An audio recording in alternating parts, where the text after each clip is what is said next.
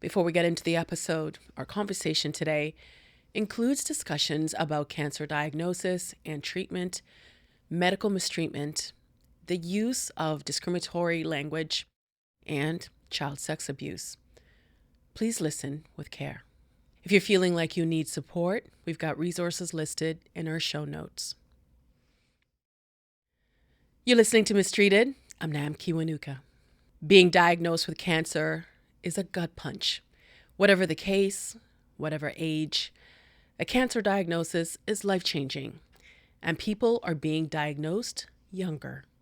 According to the British Medical Journal, between 1990 to 2019, early onset cancer diagnoses increased by 79%. There are a number of possible reasons why case numbers are going up. What we do know is that by 2050, global cancer diagnoses are set to increase by 75%, this from a report in The Lancet, a peer-reviewed medical journal. It's also difficult to get a diagnosis because in many jurisdictions, testing is based on age. Advocacy groups across Canada have called for the lowering of age limits for colon and breast cancer screenings. Experts warn that if the age limit is lowered, we could see more false positives. But if someone feels unwell or is worried they have cancer, why should their age prevent them from getting the care they need? In 2024, the Ontario government lowered the age for breast cancer screening from 50 to 40 to allow more women access to screening services. There is a perception that breast cancer runs in the family, but studies show that 80% of women who are diagnosed with breast cancer don't have a family history of it. So, what's it like to be diagnosed at a young age? We reached out to Farrah Khan, a young mother of one who was diagnosed with 2 different cancers, breast and cervical. We spoke about what it was like to navigate 2 cancer diagnoses and what that meant for her family, her career, her life. This was probably one of the most moving and one of the toughest conversations I've had on the podcast so far. But through the tears, there was laughter and joy. It's important for us to hear about these experiences because they give us a full understanding of the challenges our healthcare system poses. Farrah Khan joins me now.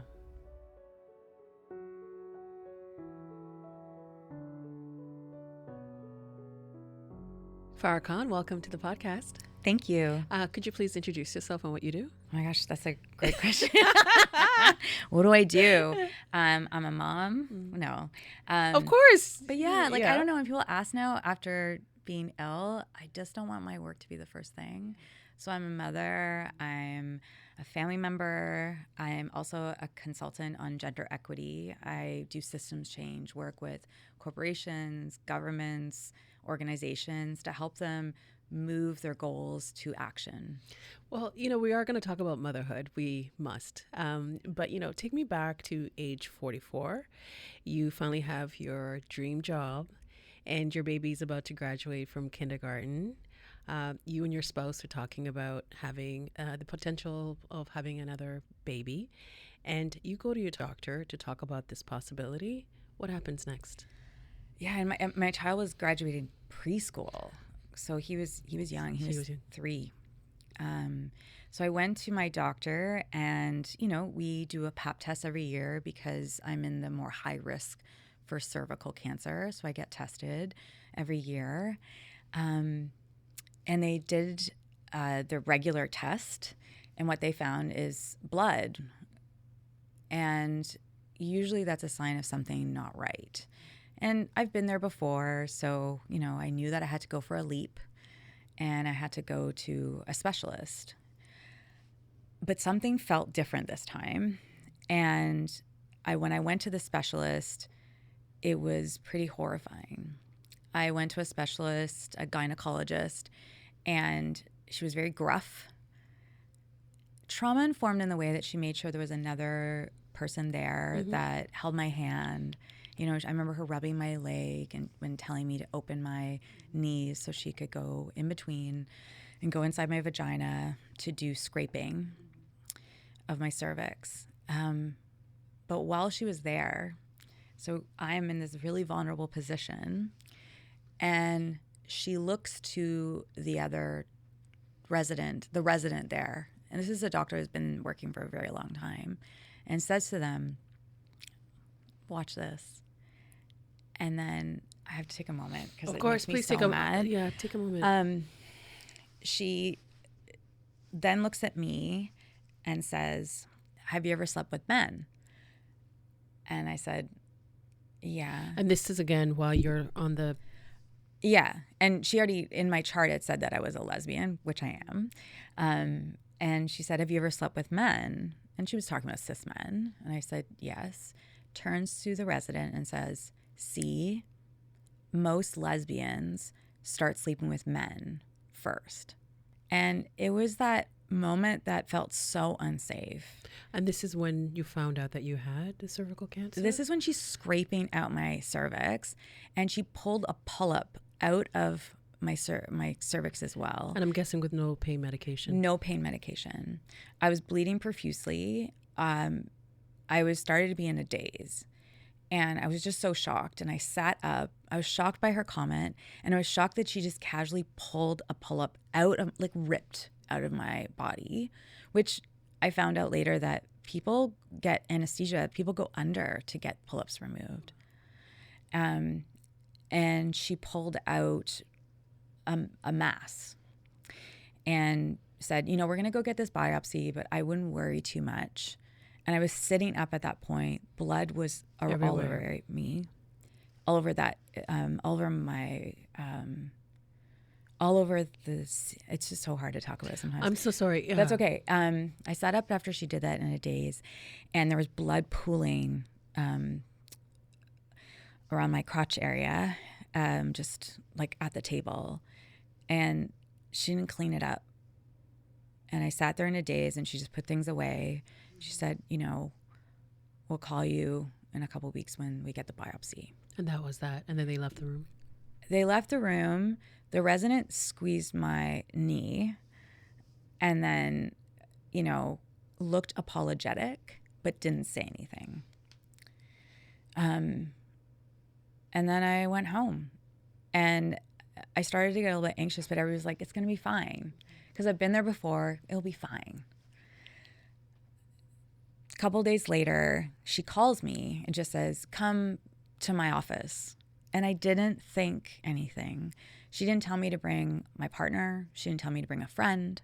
She just said, come to my office. And I just went because I didn't think anything would be wrong. And also I thought if something was wrong, she would tell me to bring people. And I sat down in her office. I was brought in. And when she came in, without even closing the door behind her, she says, yep, you got it. You got the really bad cervical cancer. And what she meant is I have the small cell endocrine cervical cancer, which is extremely rare. About 1,300 women and gender non-binary people get cervical cancer every year in Canada. But out of those, only 2% or even less than get small cell cervical cancer. And I had small cell cervical cancer. And my tumor was just growing. They had cut part of it off when they did the biopsy. But then it just kept growing. And it was scary. It was extremely scary. And that was in, early June 2023. My son was going to turn 4 in a couple days, and it was the anniversary of my father's death from pancreatic cancer. I was a mess. But I also was in that moment of, what am I going to do about my job? Can I slow this down? So I literally thought, it will still be okay. Like, I had that hope. A lot of women who have the cancer that I did, so small cell cervical cancer, don't live if they have surgery first to have a hysterectomy. So the first thing I had to do was radiation and chemo. And it was like things were moving so fast. And I'll never forget, I said to the doctor, because work was such a priority in my life, can we hold off this treatment until I do my job? Do I have to go to Rwanda, to this international conference? I, have all this work I need to be doing. Can this wait? And she was like, oh, no, I don't think you understand. You are not working as of now. We don't have to go anywhere that you don't feel comfortable. Yeah. And that piece around, like, I'm just taking a breath to process what you're telling me, because the way that you've been treated is just so inhumane. And I'm so sorry for that. And I just want people who are listening and or watching this to understand that those biopsies, like, you're literally taking tissue from the inside of someone's body. Yeah. With no medication. It's extremely painful. I've gone through the same thing, but what you just described, it's like a straight out of a horror film. Yeah, it was shameful. And it wasn't the first time that it happened.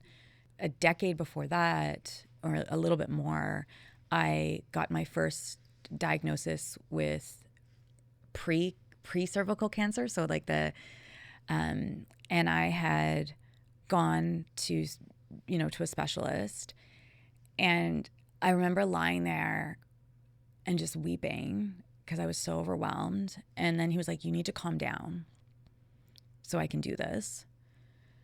And when he started the procedure of scraping and taking out a part of my body, which is going in, to take out the tissue, I said, can I still have children? That was my big fear. Can I still have children? And he looked at me and said, well, you're a lesbian, so you should just adopt. And you're so vulnerable at that time. You're alone because they don't want somebody in the procedure with you, because it's not treated as something that's serious. And this is what we see consistently. Women's bodies, women's health, women's pain is not taken seriously. And I think especially as a racialized woman, we are expected to hold pain differently. And there's all kinds of research about it, especially around Black women and Indigenous women. So I think in those moments, the dehumanization is so clear.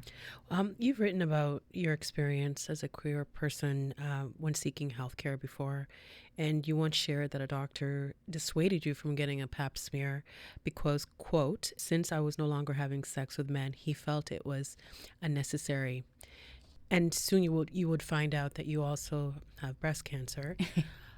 What was it like to navigate a healthcare system where your identity is othered, when your life is in the balance?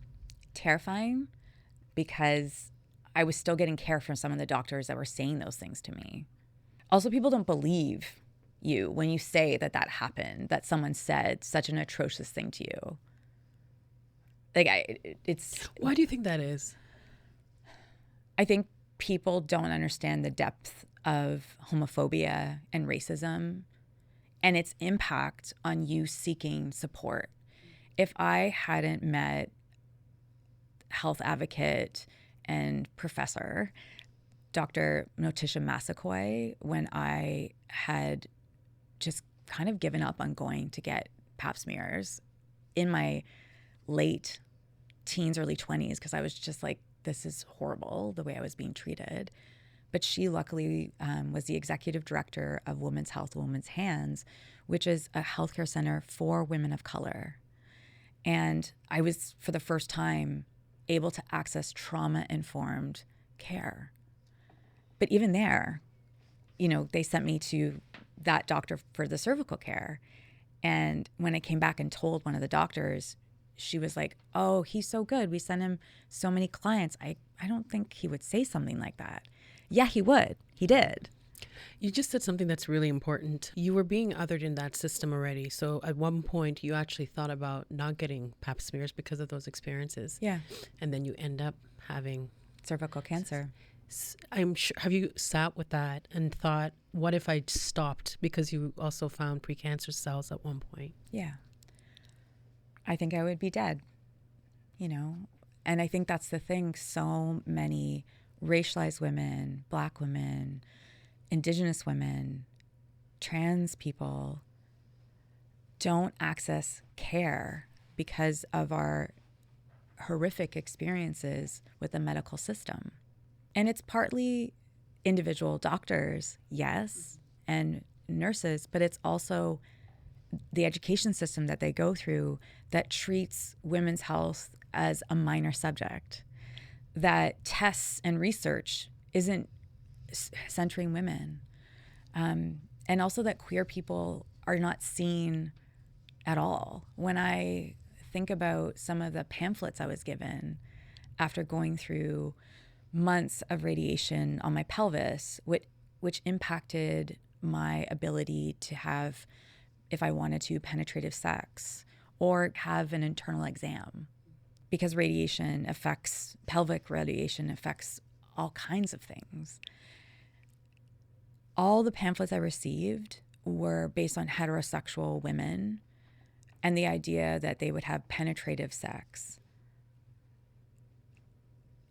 with heterosexual men, right? So cis men. And there was really no discussion about people like me. And people think that that's not a big deal, but it's a huge deal. Well, you've also written, and I just want to quote this part. You've written, while Canada is by many measures a progressive country, it's easy to forget that we have a very recent history of institutionalized homophobia, the effects of which still linger throughout our society, including in healthcare. Homosexuality was considered a mental illness by the Canadian Psychiatric Association until 1982, and conversion therapy, a known harmful treatment aimed at changing a person's sexual orientation or gender identity, was only outlawed nationwide in 2022. That's like 3 years. Knowing all of this, because of the work that you do, and having experienced that bias when you were younger, we often hear that your mental health, if you're stressed out or if you don't feel safe, when you're having a physical illness, it can actually just make you more sick. So having to navigate not one but two cancers in this system that you didn't feel safe in, how did you how did you mentally, how did that impact you, your mental health, and perhaps your physical health as well? I think in part this impacted me mentally even before I received my diagnosis.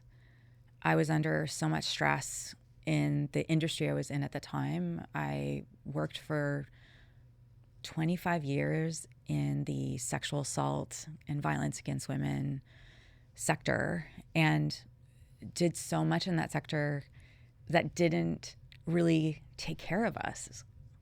You know, it's underpaid. It's not seen as skilled work often. So there's so much stress. And then you add in layers of racism, homophobia.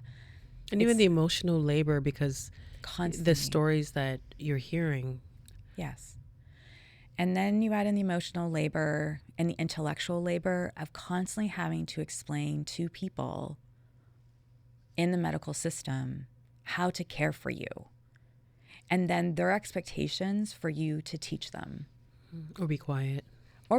But a lot of teachable moments being seen as teachable, you know, in a way that felt really uncomfortable. So getting DMs from doctors while I'm going through breast cancer treatment and treatment for cervical cancer.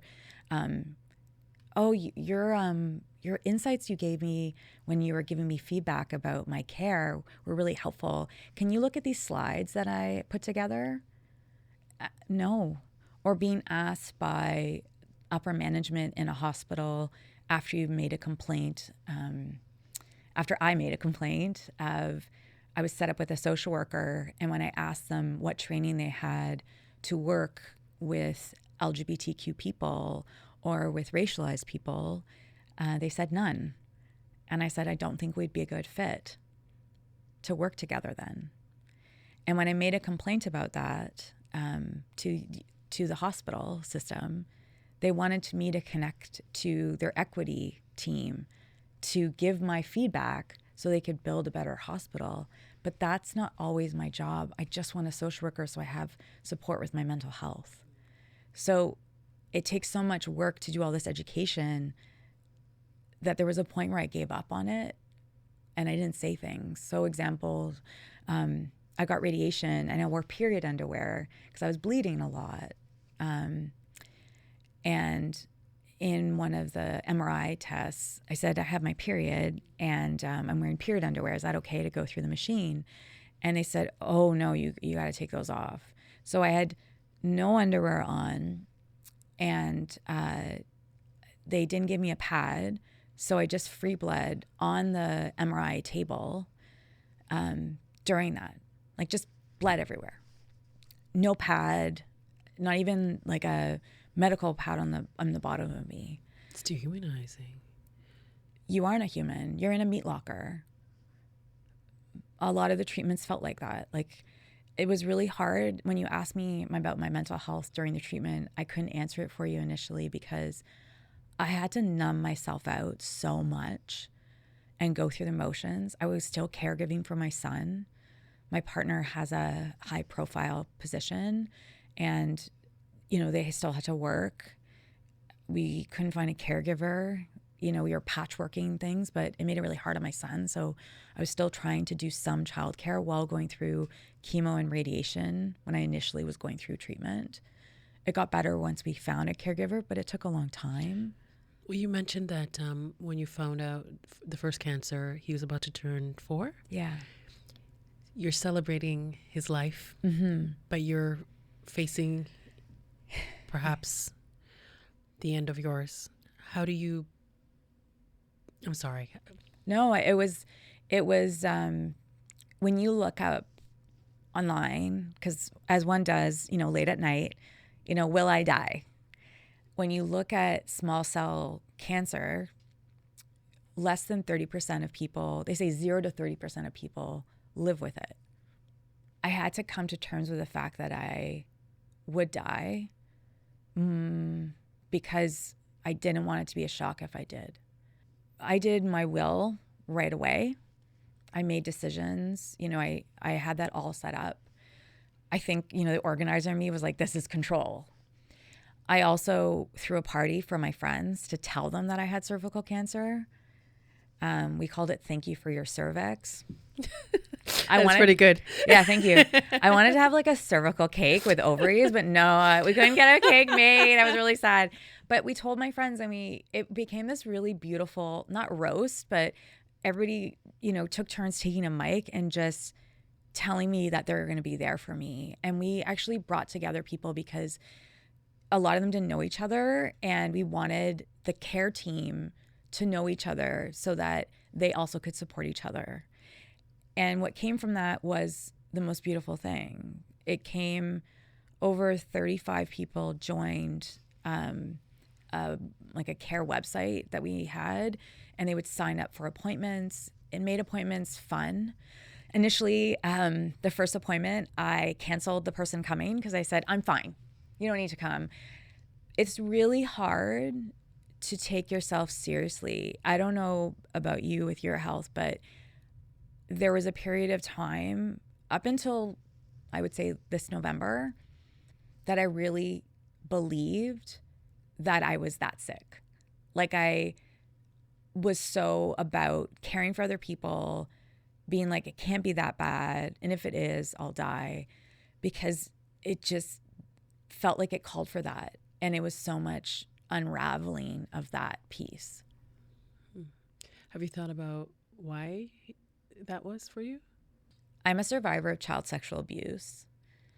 And when you're a survivor of child sexual abuse, it's very different than a one-time sexual assault or rape, because it's usually by someone you know or love. And in my case, it was my grandfather's. And no one believed me initially. So you're like screaming like, this is bad. And it took decades for people to believe me. And even after that, to this day, I don't think they understand the scope, because it's too dangerous or too hard to hear what they are implicated in as a family by not protecting me when they needed to.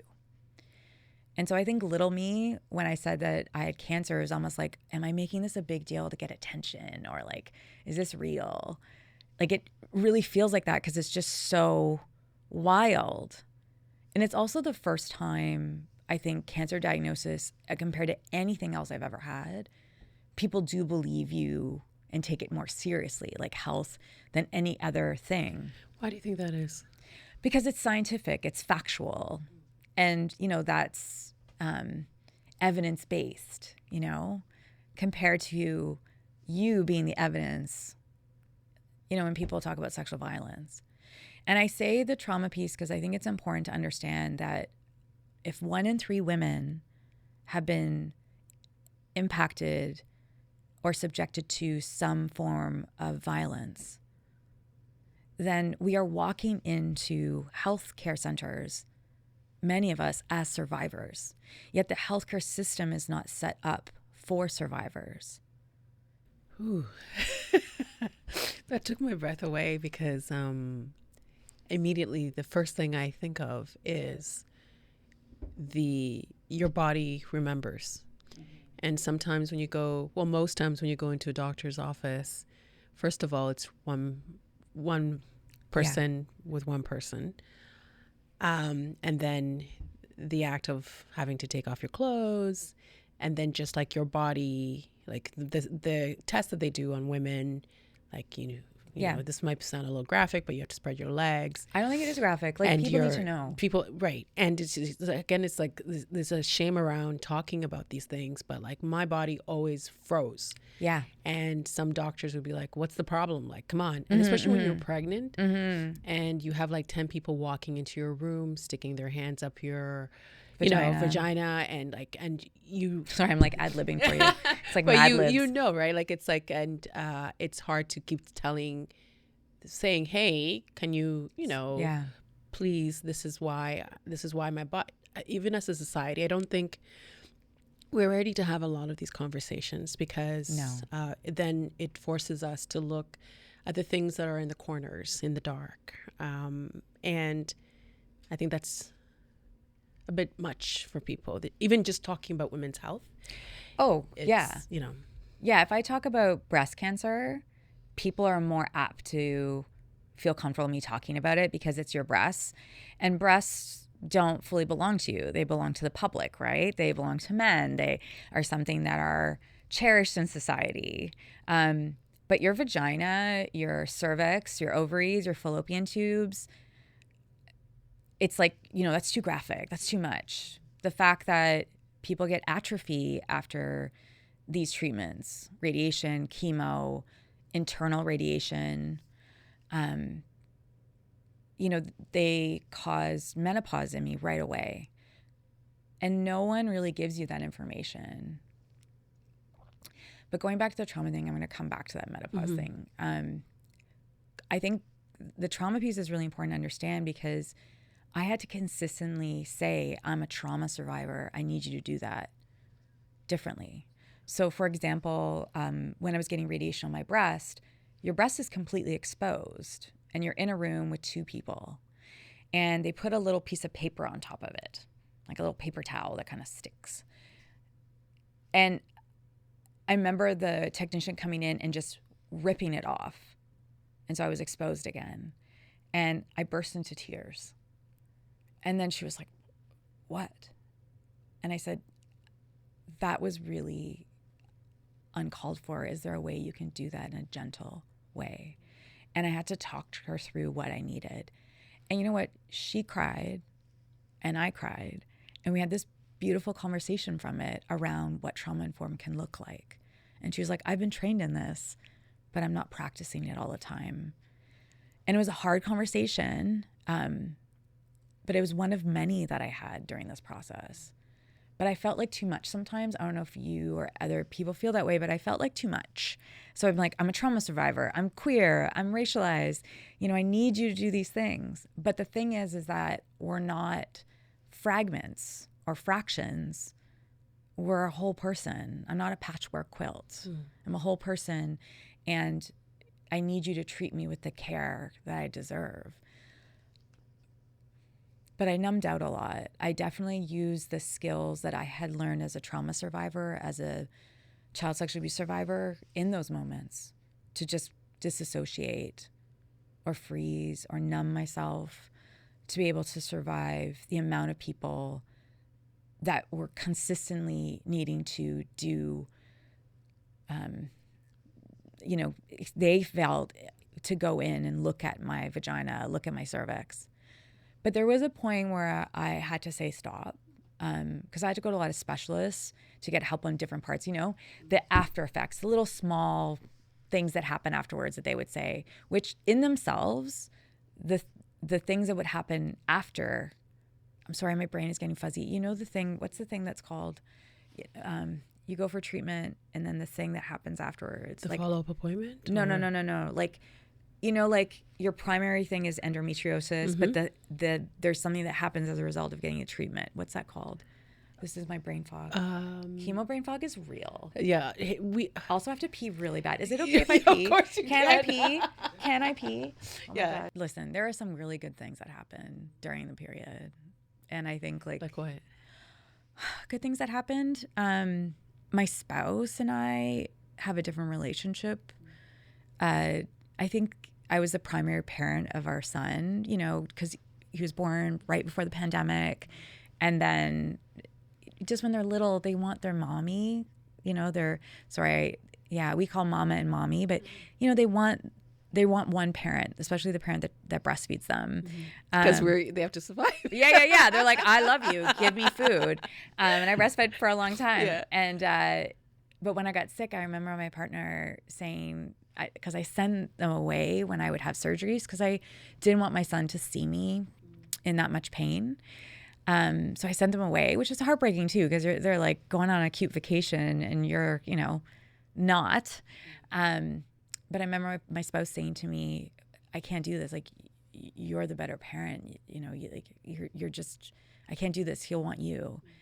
And they went away together. And my partner said to me, I think it's okay. Like, he's doing really great. And I'm like, you're doing really great. So there's that piece of also caregiving and sharing caregiving that sometimes you kind of not hoard, but you're kind of like, I can do this. Kind of hoard, yeah. Yeah, or like think you're supposed to do. Yeah, or sweep in to kind of do the thing first. I didn't know that I could ask for help. When I gave birth to our son, I didn't ask for help. I was in the hospital, with my spouse, but no one else. I didn't know that I could get support from friends. I didn't ask for it. And then the pandemic happened and we were really isolated. To have that celebration, the thank you for your cervix celebration, bring together people we love and be able to say, I have this cancer that's very rare and very serious. Can you help me? It was I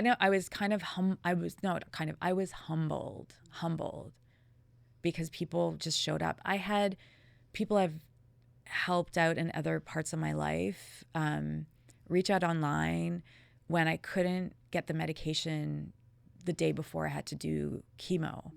And I was too weak to go walk there because I live so close to one of the hospitals I can walk to it, which I probably shouldn't have during chemo, but I was like, I'm just going to walk back and forth. I can do it. Yeah, totally. That mindset of ridiculousness. And they went to go get my medication. So this is someone I never met before, but I had helped their partner.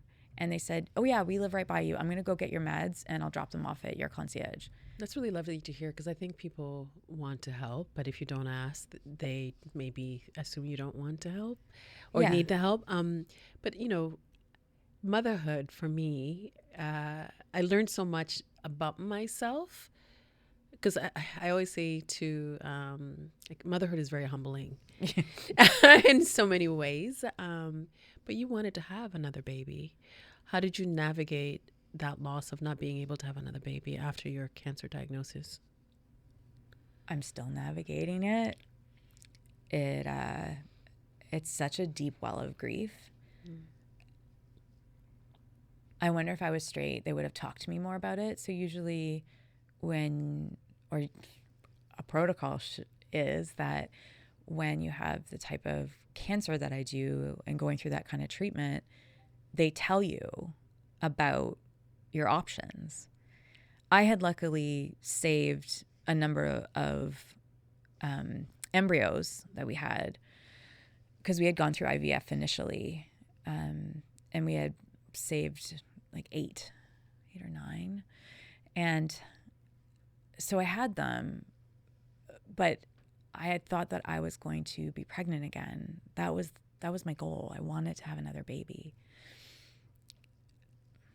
And it didn't sink in, and I didn't let it sink in. Like, I kept those embryos because I was like, maybe surrogacy, or I don't know, a friend will carry for me.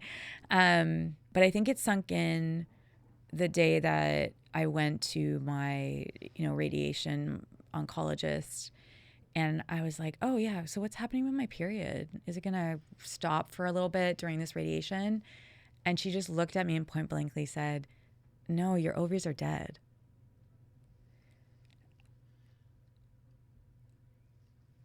Okay. And no one had really prepared me for that. Like, they had said that I wouldn't be able to carry a child. But I didn't realize that what was happening. I think they move you so quickly at that time. They give you some pamphlets, but they move you so quickly because the type of cancer I had was so aggressive. Like, we only found out that I had breast cancer through a scan. And the doctors were like, oh no, like, this is just a benign thing. Don't worry about it. And when one of my doctors called me to check in about the next radiation appointment I was looking at the biopsy results, and I said to her, it looks like I do have breast cancer. Wait, so you're the one that pointed out that? Yeah, because you get this new system is that you get your results at this, and she was like, oh no, you don't. And then I said, well, no, look, the biopsy results came in. And then we're on the phone as this is happening. And she goes, okay, just give me a sec. She looks at them and she goes, oh yeah, you do have breast cancer. And that's how it was confirmed to me that I had breast cancer from a doctor. And how soon after you found out you had cervical cancer? A month. It's about 2% of people with cancer get a second cancer. It is extremely, extremely rare to get a second cancer during your treatment for a first cancer. And you're fairly young. Yeah. And when we're seeing more young people being diagnosed with cancer, I imagine that probably also created an additional barrier because of being dismissed. You're too young to have this. Yeah. Like, when I initially in January of 2023, I woke up one day and I said to my partner, I have breast cancer. I think I have breast cancer. And it wasn't because I had a lump or anything. It was just a feeling, which I know seems strange to some people, but I don't know. Trusting my feelings has worked for me before. When I went to my doctor, when I initially had the cervical test or the cervical scrape, I said, I think I have breast cancer. And she was like, felt my breast, like did a exam. And she was like, no, there's no lumps. You don't need to go get a mammogram. And so I didn't go for a mammogram. The only way they caught it was because I had to go for further scans for my cervical cancer. And I was 43 at the time. It is young. And that makes it even more difficult. One, that people oftentimes don't take you seriously, but you're too old to be in the young people cancer group, and you're too young to be with the seniors. But I was oftentimes put in programs where it was mostly seniors. And that created a mental health challenge for me, not because I don't love seniors. They're amazing and oftentimes put me in my place in a really good way. Great advice around how to deal with the arthritis that came into my hands, and the pain that went through my hips from all the treatment. But it was hard because they had retired.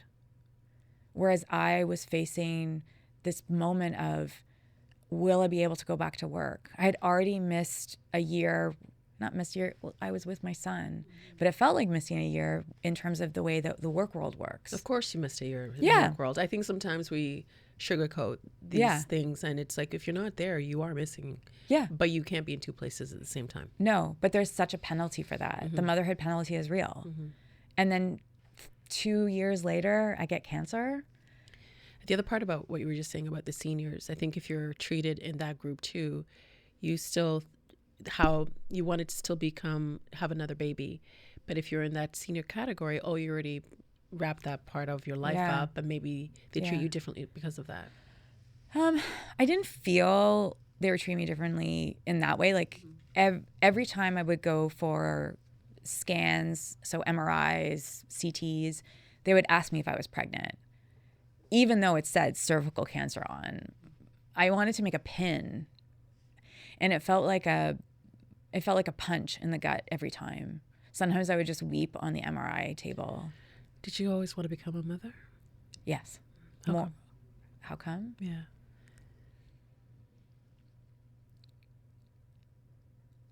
I always wanted to be a mother. I always wanted that. And when you're queer, you're constantly told that in so many ways that you shouldn't be a mother. The way in which people talk about queer people as deviants, as a problem to be solved, as something to fix. I grew up in a Muslim Catholic family, so guilt was big around sexuality on both sides. And I didn't grow up with support when I was first coming out.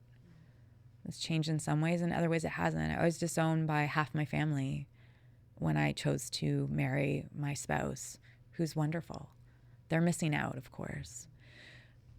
It was really isolating. So I always wanted to be a mother. I always wanted to, but there's so many barriers, including price. Like, it's so expensive to go through the IVF process. You know, the cost of sperm, the cost of getting all the tests to see if you can get pregnant, then to the private clinics. The process is extremely also invasive. So it also taught me how to numb myself out and disassociate, to say it wasn't painful, to say, oh, it's fine. I don't need medication. I can do that. Because it's something that you really wanted. And, you know, one, cancer diagnosis is devastating, but two, I think would destroy anyone. On social media, though, you created memes that documented what you were experiencing. But these memes also made people laugh. I think I messaged you a few times and said, wow, this, like, you know, in the process of you losing so much, you were giving joy to other people. How come? It was giving joy to me. Like, I had to laugh sometimes because it was so ridiculous. And you haven't seen all the memes. I didn't even unleash the memes. One thing, literally in... Maybe a meme book afterward? maybe like a burn book. My spouse, like, in my instructions to them if I had died, was to release all the memes. Like, it was not a joke in our house. And they knew that if I was going to die, that there had to be a roast. Like, it could not be like a regular thing where people are like, oh, she was so lovely. No, I want people to roast me. And that was really a part of this, that I had to have joy throughout it. I would make jokes to, you know, with the doctors. You know, there were funny moments with this. Like, my spouse was with me at one of the appointments before I started chemo. And the doctor, I said to them, you know, is there anything else I need to know? And, you know, he thought for a second. And he's like, oh, yeah, you need to make sure you use birth control during chemo. And I looked at my partner and I looked at the resident, who was obviously queer as well.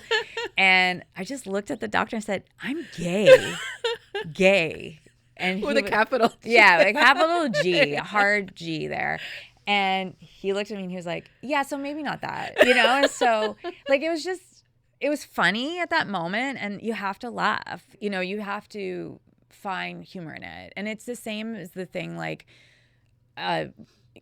these things are always going to be funny to me. I have to laugh even, like, just recently I had a test at a hospital, And they're like, okay, get changed into this, get changed, and then we'll do the procedure. And they left, and they had locked all the robes in a glass cabinet, so I couldn't get changed. And I was like, oh, well, I need to get ready. So I just took a sheet, wrapped around my naked body, and then was ready to go. And the doctor came back, and he was like, okay, go use this robe. Let me get this out. But I was just like, all right. It was like, the Jet2 holidays. Like, I was Jet2 holiday at that moment.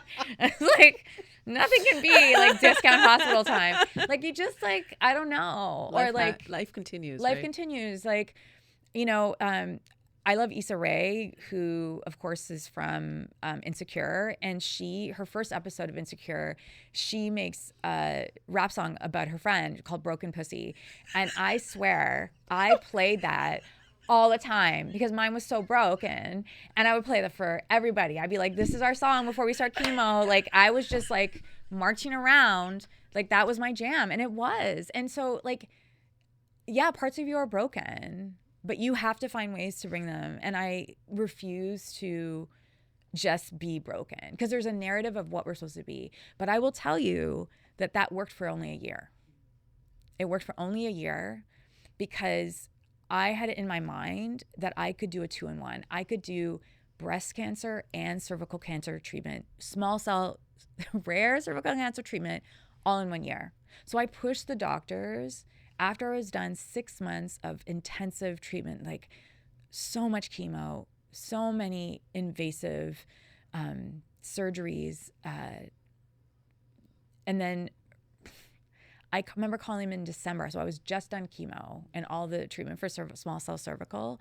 And I was like, okay, I'm ready for my breast cancer treatment. How soon can we do it? And they're like, let's wait until January. And I was upset at that time because I wanted to get it done because I wanted to go back to work. I mean, the work culture we live in, it's, you've been so generous with our conversation, and we're running out of time. And I think this could be like a whole other episode about when you're navigating an illness, but you still have to show up at work, in your family. And you mentioned that you wrote a column for the Global Mail, and I just wanted to read part of what you wrote. You wrote, before cancer, I had walked the edges of grief. It was something I didn't fully allow myself to feel, always too sharp, too raw to touch. Navigating these illnesses has allowed me to befriend grief. I sit within it, preparing for the waves so I can ride them. What have you learned about grief that has changed your relationship with it? Yeah, I learned to actually feel it. I think before it was inconvenient.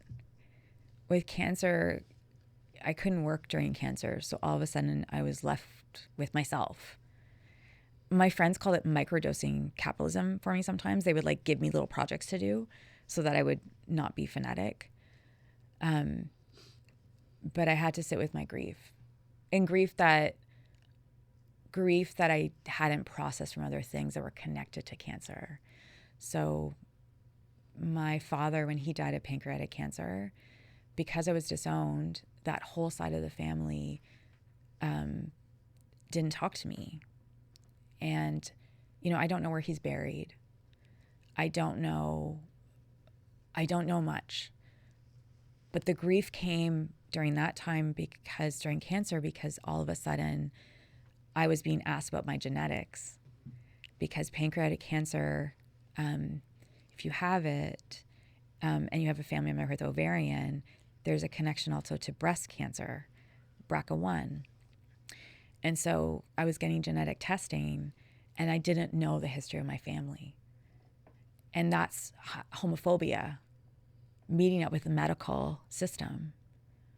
And I had to grieve that loss of my whole side of a family during cancer treatment, because I hadn't touched that yet. I hadn't touched that. Or the grief of not being able to have another child, and the homophobia that we experienced as a family while I was pregnant. People commenting on our news that I was pregnant, saying that it was abomination, that our child shouldn't exist. And our child should exist. Our son is so joyful, so wonderful. and seeing that grief is a part of my life, and that cancer's taught me to not, as I said, sit in the edges of it or walk the edges of it, but to actually live through it, and that I can't separate it. What have you learned about yourself through these processes? I learned that I can't control anything, and that death might come. I became comfortable with death and grief around that.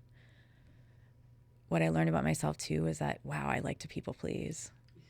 So I had to work through a lot of wanting to make other people feel comfortable, like doctors even, and that I could be present in my body. I don't think I was that present in my body before, because to survive what I survived, I had to disassociate. And then all of a sudden when you're healing, people are like, oh, does this hurt here? Where is the pain? And you're like, I don't know. I don't know how to tell you that. You want me to start with grief? If I start talking about grief, it's like pulling a thread and everything opening, unraveling. But I had to let that unravel because I want to live whole. I want to live like I'm alive. And Audre Lorde, who's a survivor of cancer, was a survivor of cancer, and a Black feminist poet and writer and everything, she talked about wanting to live her life like a comet, you know, and I took her words so deeply when I was going through my treatment, wanting to live life fully, but learning that I have to move slowly, that I don't move at other people's pace of healing. I move at my own, and no one gets to shape that but me. I really struggled with friendship during cancer. I could have friends, my care team was amazing, but not many people could understand what I was going through. I didn't want to make friends with people with cancer because often if I did, when they started talking about their treatment, it wasn't the same as mine, especially as someone with 2 cancers and one being very rare and aggressive. I ended up making 2 friends during my treatment. One, a woman that was much older than me on her second cancer treatment process. And another woman who was around my age with 2 young children. Both died one after another, just in June and July. Their funerals back to back, literally a Friday and a Saturday. And then just this Saturday, my father-in-law passed away. So how am I doing? There was times during my treatment that I wanted to die. There was treatment plans that weren't expected. There were times where I just thought, oh yeah, this is done, and then a new thing would pop up. And so many people at first want you to be alive. So they're like, you're going to be fine. And I kind of was like, yeah, of course. And after a while, I started saying, maybe I'm not going to be fine. And it's getting comfortable with all those things. But this friend, my sister friend who's around my age, Sheila Cola, she wanted to live. Every day she wanted to live. And I was the curmudgeon out of the 2 of us. But now that she's gone, I want to carry her with me. So how am I doing? I'm alive. And that's so different than so many people in my life. All the people that were closest to me have died. All the people closest to me who had cancer are dead in the past 3 months. So I'm here, and I'm trying, and I'm alive. I'm going back to work, whatever that looks like.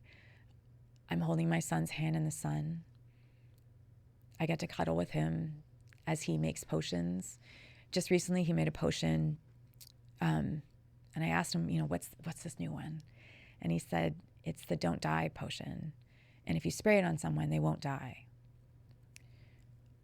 It's not just me who processed this whole couple years. It was him too.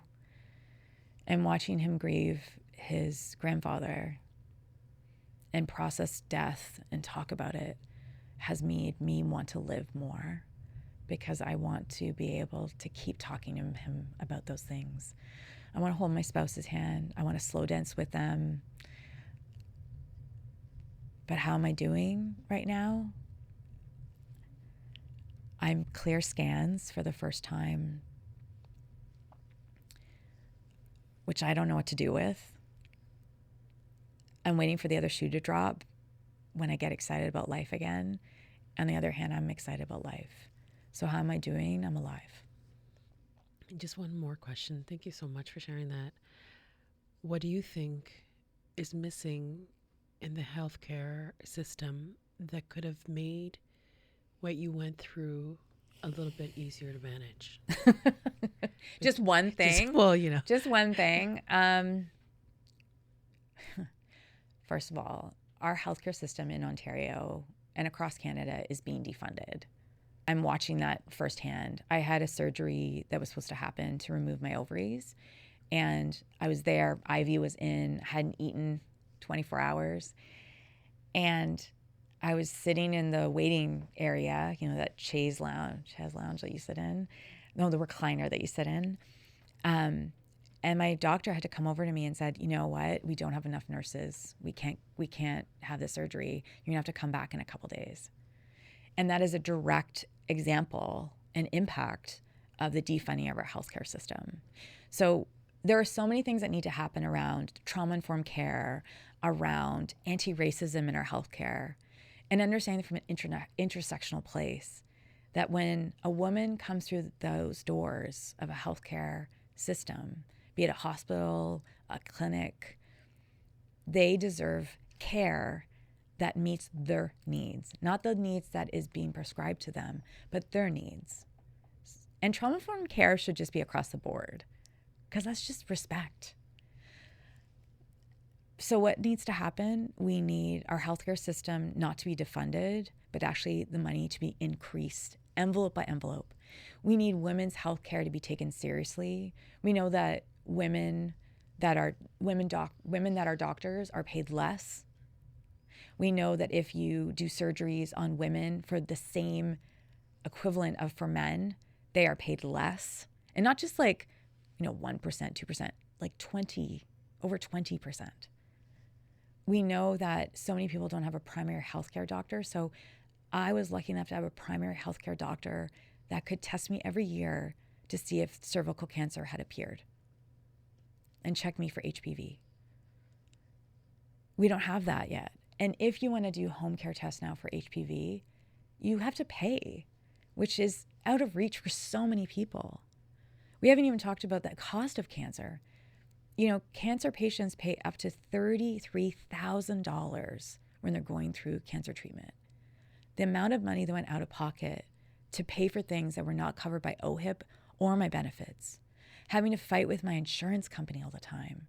So it's this system. It's not one thing, because it impacts so many things that impact us.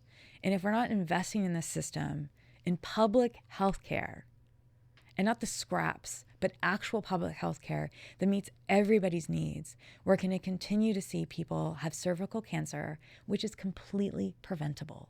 Completely preventable. I think that's one thing that makes me want to flip a table, throw a chair, is that this is preventable. And people did not invest in this. I would have had more children. I would have been in my job, thriving. But because there was a de-investment in public health care, people like me have to go through this. And so I would like this to be history, cervical cancer. I would also want our healthcare system to continue to be public and not fragmented. So I don't have a magic wand, and I have a big answer for you. I think that's, you can't, I think maybe that's the problem. We look at one thing when it's a systemic thing. Farrah, thank you so much. Thank you. Appreciate it.